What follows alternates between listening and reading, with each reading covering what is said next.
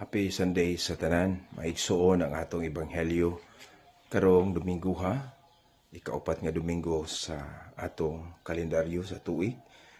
Mao ang ebanghelyo sa kabulahanan or Beatitudes gikan sa ebanghelyo ni San Mateo kapitulo 5 bersikulo 1 ngadto sa 12. Kini usa ka pagpadayag sa Ginoo sa iyang pagtulun-an nga mao ang iyang pagkigbatok kun unsa ang iya sa kalibutan.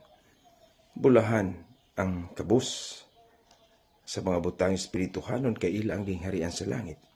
Kadtong nagpaubos, mga nagsubo, bulahan ang mga nagpaubos, mga natinguha sa pagtuman sa kabubuton sa Dios, mga maluluyon, nagputli sa ilang kasing-kasing, naningkamot sa pakigdait, bulahan kadtong mga gilutos o gibugal-bulgalan tungod sa ilang pag-alagad sa Ginoo.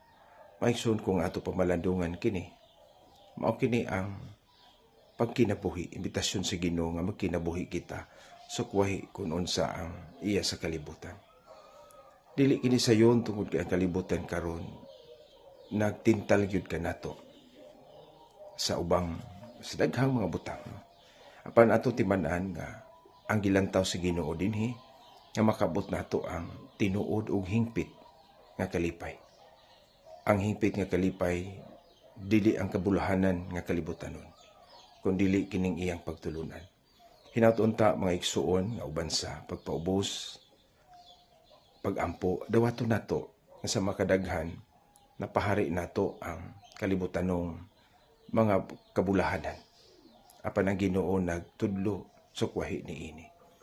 Dili kini niya wala niya ipugos ang tao, kundi iyang gihatagan kita nining mga promises or saad sa mga taong nagmatarong nining kalibutana bisan pa man tuod sila masakitan ug dili matagbaw sa mabutang kalibutan. Daw alaot sila sa kalibutan apan sa grasya sa Ginoo ang saad niya mao ang gingharian, ang kalipay walay katapusan. Hinaot nga sa atong kinabuhi at kining lantawon mga itas Ginoo sa grasya makapuyo nining maong pagtulunan sa kabulahanan. God bless sa tanan.